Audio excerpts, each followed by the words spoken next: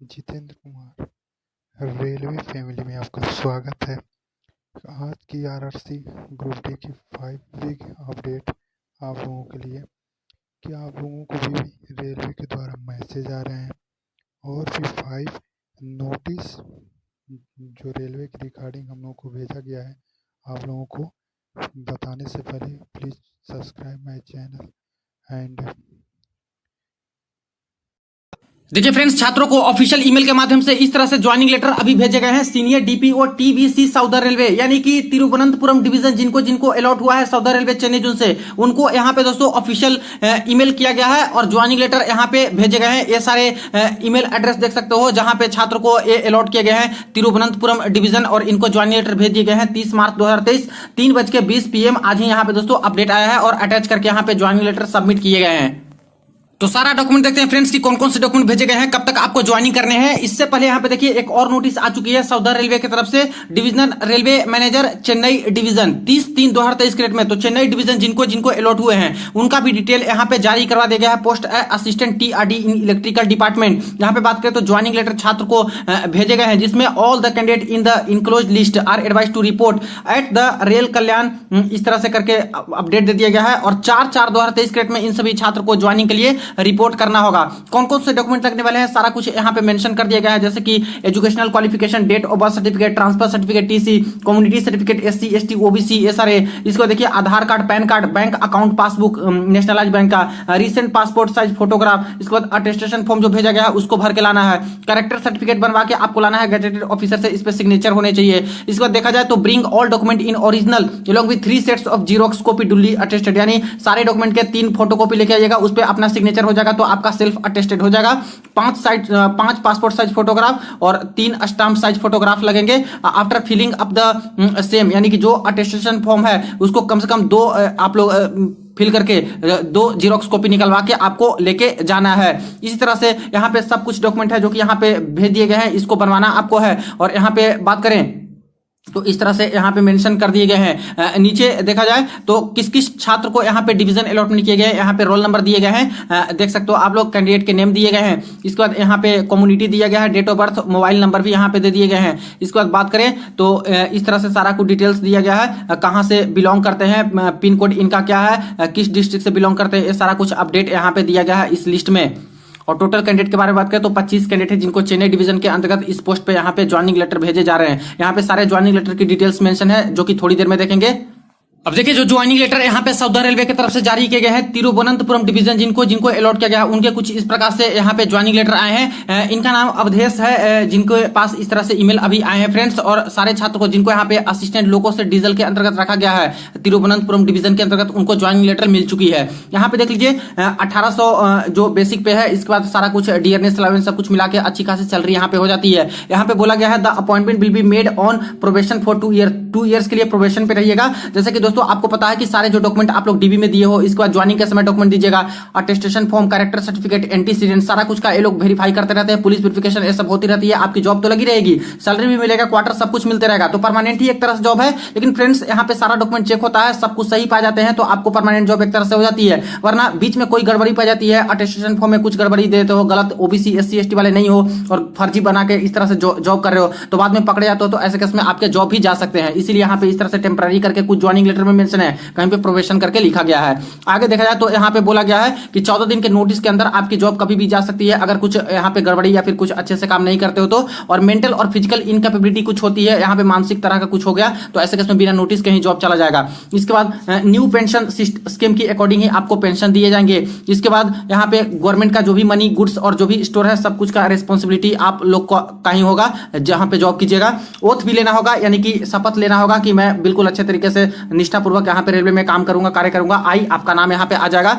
इसी तरह से किसी भी स्टेशन पे साउदर्न रेलवे के अंतर्गत जॉब लेने के लिए आप लोग तत्पर रहिएगा, कहीं पे भी रेलवे स्टेशन पे आपको भेजा जा सकता है। इसके बाद यहाँ पे देखिए you will not be eligible for appointment if you have more than 1 spouse living, यानी एक से ज्यादा पति और एक से ज्यादा पत्नी अगर है तो ऐसे केस में अपॉइंटमेंट के लिए यहाँ पे एलिजिबल नहीं हो। तो यहाँ पे थोड़ा कड़ा रुख अपना रही है रेलवे, ध्यान दीजिएगा आप लोग इस तरह से, नहीं तो आपको यहाँ पे फर्निश्ड डिक्लेरेशन फॉर्म एक भर के वहां पे देना होगा। इसके रिगार्डिंग गलत इंफॉर्मेशन दीजिएगा तो कभी भी आपके जॉब जा सकते हैं। इसके बाद यहाँ पे बोले गए हैं कि कहीं दूसरे जगह पे आप लोग जॉब कर रहे थे गवर्नमेंट या फिर सेमी गवर्नमेंट और आपको डिसमिस कर दिया गया है, तो इसके बारे में आप लोग बता सकते हो। इसके बाद देखा जाए, यू शुड ऑल्सो डिक्लेरेशन आपको इसके रिगार्डिंग देना होगा। You are married to a person who has no other living spouse, अगर किसी पर्सन से शादी किए हो, अगर एक ही मतलब वाइफ है, एक ही आप हस्बैंड है, तो ऐसे केस में डिक्लेरेशन आपको देना होगा। इसके बाद नो ट्रेवलिंग, अगर ज्वाइनिंग के लिए जा रहे हो तो अपने खर्च से ही जाइएगा, कोई पैसे आपको मतलब रेलवे की तरफ से प्रोवाइड नहीं किए जाएंगे,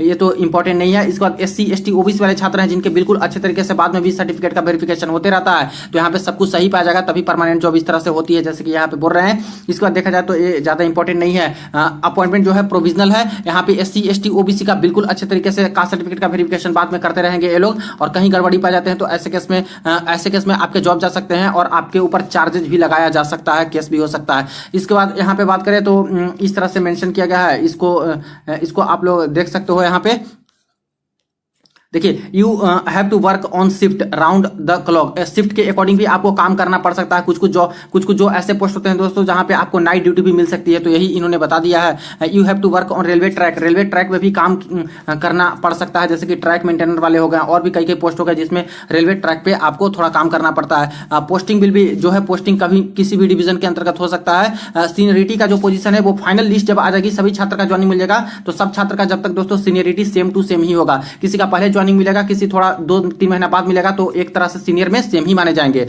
इसके बाद पॉइंट नंबर 14 में देखिए, जो कि यहाँ पे मेंशन किया गया है कि अगर कोई इंटर डिवीजन ट्रांसफर लेना चाहते हैं या फिर इंटर रेलवे ट्रांसफर दूसरे जोन में जाना चाहते हैं, तो ऐसे केस में मिनिमम सर्विंग पीरियड जो होता है उतना साल आपको जॉब करना होगा, तभी इसके लिए अप्लाई कर सकते हो। तो नॉर्मल ट्रांसफर लेना दोस्तों बहुत मुश्किल होता है रेलवे में, कम से कम 7 से 10 साल तक आपको लगातार नौकरी करनी पड़ती है, तब जाके इंटर डिवीजन या फिर रेलवे ट्रांसफर आप लोग ले सकते हो दूसरे जोन में। इससे सबसे अच्छा होता है म्यूचुअल ट्रांसफर से इजिली आप लोग ट्रांसफर ले सकते हो, यही बताए गए हैं। तो कौन कौन से डॉक्यूमेंट्स लेके आने हैं इसके बारे में बता दिए गए कि डेट ऑफ बर्थ सर्टिफिकेट, जैसे कि 10th क्लास के सर्टिफिकेट से चेक कर लेते हैं, educational qualification, community certificate, attestation form जो कि थोड़ी देर में देखेंगे, 2 कैरेक्टर सर्टिफिकेट जो कि अलग अलग 2 गजेटेड ऑफिसर से भरवा के लेके आना है, उसे सिग्नेचर करा के।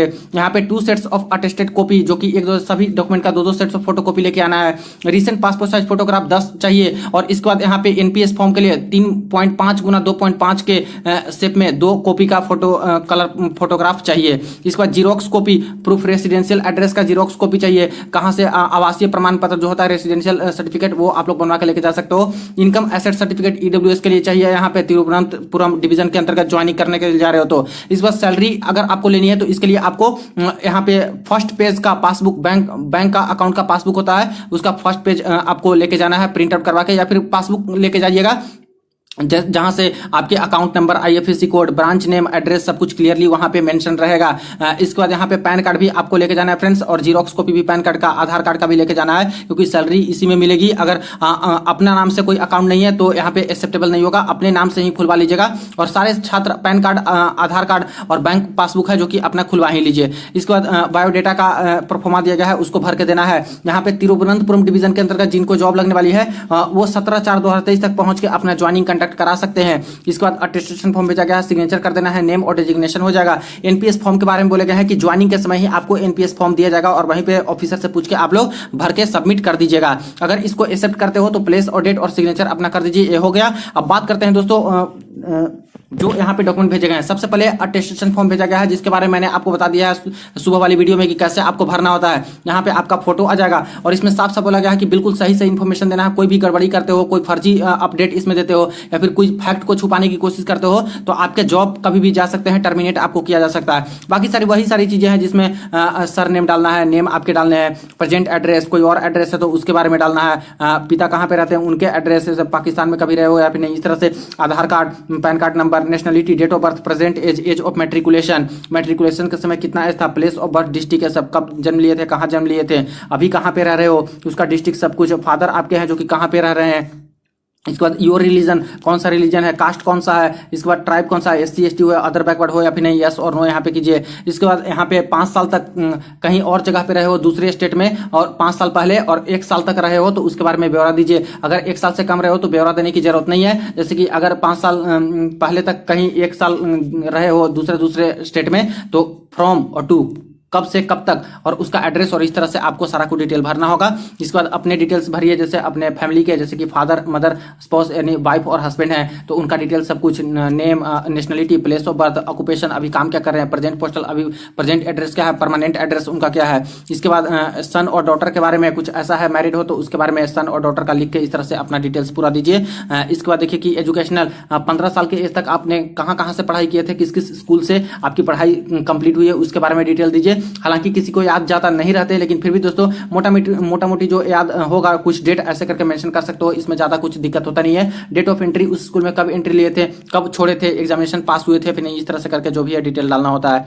इसके बाद देखिए कभी गवर्नमेंट जॉब इस तरह से किए हो या फिर स्टेट गवर्नमेंट किए हो तो उसके बारे में बताइए, कब से कब तक किए थे, नहीं किए हो तो इसको छोड़ दीजिएगा, क्यों छोड़े थे उस जॉब को, इसके बारे में बताना है। इसके बाद यहाँ पे 14 भी है, इसको छोड़ देना है, ऐसा ही कुछ नहीं करना है। इसके बाद यहाँ पे बात करें तो ये सब चीजें आपको भरनी होती है, जैसा कि मैंने बताया है कि कभी आपको अरेस्ट किया गया है, कभी आपके ऊपर चार्जेस लगाए गए हैं, कोई केस चल रहा है आपके ऊपर, कभी फाइन लिया गया है आपसे कोर्ट में, तो इस तरह से यस और नो में करना होता है। तो इसमें नो में ही टिक लगाइएगा। बाकी आपके जैसे केसेस है फ्रेंड्स, आपके ऊपर कुछ इस तरह से चीजें चल रही है तो आप लोग उसके अकॉर्डिंग सही सही डिटेल डालिएगा। इसके बाद यहाँ पे अगर कोई में यस करते हो तो उसका पूरा डिटेल में आपको बताना होता है कि क्यों। इसके बाद वार्निंग दिया गया है कि सब कुछ सही सही डिटेल डालिएगा, कुछ गड़बड़ी करते हो तो ऐसे में आपकी जॉब कभी भी जा सकती है। इसके बाद यहाँ पे बात करें तो पुलिस वेरिफिकेशन इसी अटेस्टेशन फॉर्म के तौर पे होते हैं। तो आपके घर में जो पुलिस आती है, ये फॉर्म लेके सब कुछ जो भरते हो उसको चेक करने के लिए, तो 2 रिस्पॉन्सिबल पर्सन का नाम भी मांगा जाता है आपके पड़ोसी के, उसका नाम दे दीजिएगा जो आपके प्रति वफादार हो, ठीक ठाक ही इन्फॉर्मेशन दे, कोई जेलस ना हो ताकि आपको यहाँ पे फंसाने के चक्कर में रहें।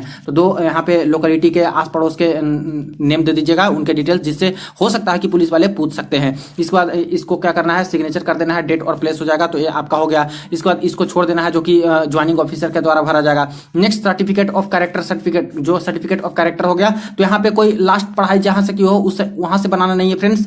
जो यहाँ पे किसी भी गैजेटेड ऑफिसर से आप लोग इसको साइन करवा सकते हो, तो 2 प्रिंट आउट ले लीजिएगा, आपका डिटेल इस तरह से आ जाएगा, यहाँ पे भी आपका नाम आ जाएगा। इसके बाद एक गैजेटेड ऑफिसर के पास जाके आपको सिग्नेचर ले लेना है, नेम, डेजिग्नेशन, उनका मुहर इस तरह से लग जाएगा। वो गैजेटेड ऑफिसर या फिर या तो एसडीओ हो सकते हैं, एसडीएम हो सकते हैं, बीडीओ हो सकते हैं, ब्लॉक डेवलपमेंट ऑफिसर, सीओ हो सकते हैं, सर्कल ऑफिसर। इसके बाद हेडमास्टर, प्रिंसिपल, कॉलेज के, स्कूल के, ये सब भी हो सकते हैं। जो सरकारी अस्पताल के डॉक्टर होते हैं वो भी हो सकते हैं, कॉलेज के प्रोफेसर हो सकते हैं, वो भी गैजेटेड ऑफिसर में आते हैं, डीएम भी गैजेटेड ऑफिसर में आते हैं।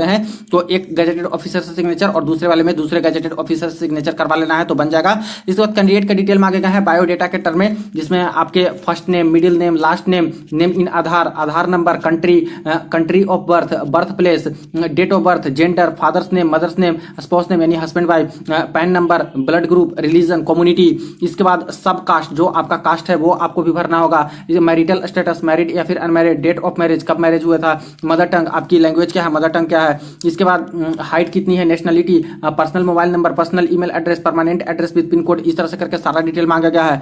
10th जो आपने पास किया है, मेन सब्जेक्ट 10th में क्या क्या था, तो सारे सब्जेक्ट लिख दिया। ड्यूरेशन, कब से कब तक पास किए 10th, तो 1 साल का होता है, यहाँ पे अपना लिख दिया। कंट्री, प्लेस ऑफ स्टडी, कहाँ पे पढ़े थे, name of board and university, school, institution, year, percentage grade, percentage कितना आया था 10th में, और जिनको ग्रेड मिला था सीबीएसई वाले 10 सीजीपीए 9.8 सीजीपीए, तो वो यहाँ पे ग्रेड भी लिख सकते हैं। उसी तरह से 12th का पूरा ब्यौरा देना है। अगर यहाँ पे यूजी ग्रेजुएशन की हो या फिर आईटीआई की हो तो उसके बारे में सारा कुछ डिटेल देना है। अगर पीजी भी की हो तो उसका भी डिटेल आप लोग चाहो तो दे सकते हो। इसके बाद यहाँ पे ये सारे डॉक्यूमेंट है जो कि रेडी रखना है, जो कि यहाँ पे ज्वाइनिंग के समय फिर से चेक होगा, जैसे कि photo, signature, left thumb impression, Aadhaar card, PAN card, bank का पासबुक होता है वो first page, community certificate, conduct certificate यानी कैरेक्टर सर्टिफिकेट, बर्थ सर्टिफिकेट जो कि 10th का सर्टिफिकेट से चेक कर लेंगे, 10th का मार्कशीट, 12th का marksheet, any other higher qualification का डिटेल्स। इसके बाद डिक्लेरेशन जो होता है वो डिक्लेयर आपको करना होता है कुछ कुछ चीजों में, जैसे आई एम अनमैरिड या फिर विडो या फिर विडोवर जो है ऐसे करके, तो अनमैरिड है तो अनमैरिड में टिक लगाइए,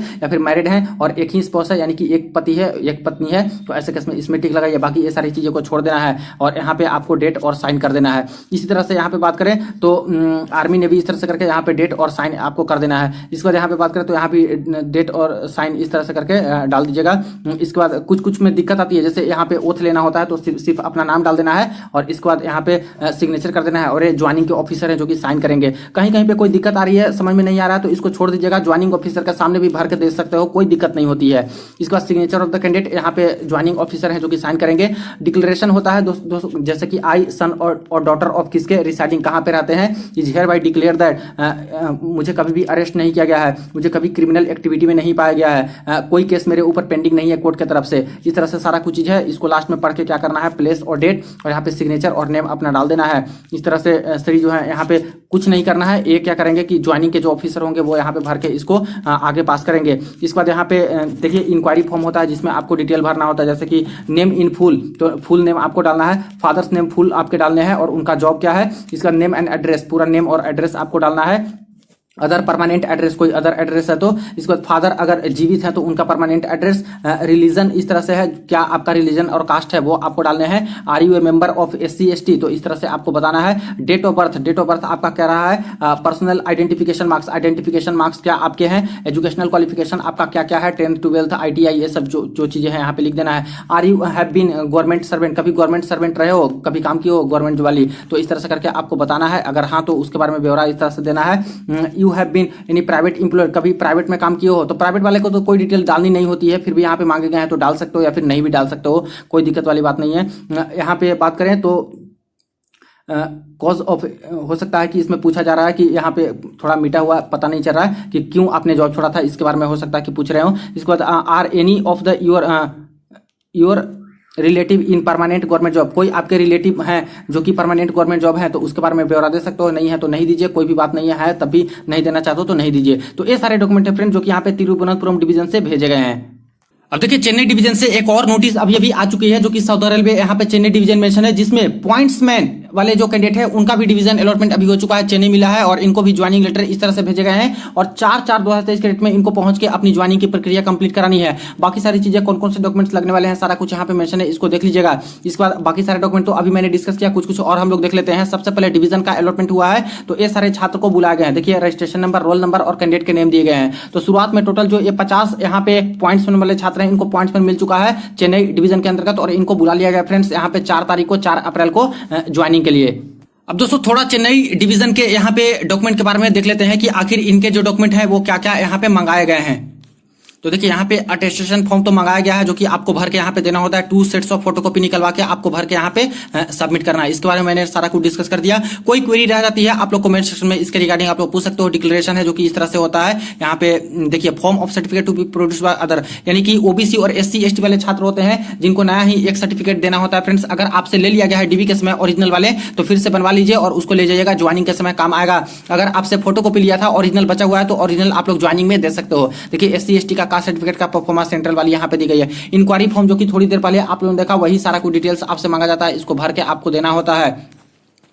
ये सारे पॉइंट यहाँ पे मेंशन है, इसको अच्छे से आप लोग पढ़ लीजिएगा। इसके बाद डिक्लेरेशन बाय कैंडिडेट, तो डिक्लेरेशन वाली आप लोगों ने देखा तिरुवनंतपुरम डिवीजन के अंतर्गत बहुत सारी चीजें हैं। आइडेंटिटी सर्टिफिकेट है, इसको मैंने चर्चा किया था सुबह वाली वीडियो में कि 8 ऑफिसर के नाम रहते हैं, कोई एक ऑफिसर से आपको बस यहाँ पे सिग्नेचर करवा लेने होते हैं, तो आपका ही डिटेल यहाँ पे भरा जाता है और सिग्नेचर कर देंगे कोई भी 8 में से एक ऑफिसर और डिजिग्नेशन उनका आ जाएगा, स्टाम्प मुहर इस तरह से लग जाएगा, जो भी है डेट और प्लेस आ जाएगा तो ये हो जाएगा और यहाँ पे खाली छोड़ देना है, ये ज्वाइनिंग ऑफिसर के द्वारा भरा जाएगा। तो ये सारे ही डॉक्यूमेंट है फ्रेंड जो कि यहाँ पे बनाने होंगे और आपको जो गिवन टाइम दिया गया है और SMS ईमेल के थ्रू भी आपको इन्फॉर्म किया गया होगा, तो उसके बेसिस पे आपको जाकर रिपोर्ट करना है और ज्वाइनिंग कंप्लीट करानी है। बाकी जैसे ही और जो उनके कोई अपडेट कोई नोटिस आती है सबसे पहले आपको इन्फॉर्म करूंगा। वीडियो को दोस्तों के साथ जरूर आप लोग शेयर कर दीजिएगा। चलिए मिलते हैं नेक्स्ट वीडियो में नेक्स्ट अपडेट में।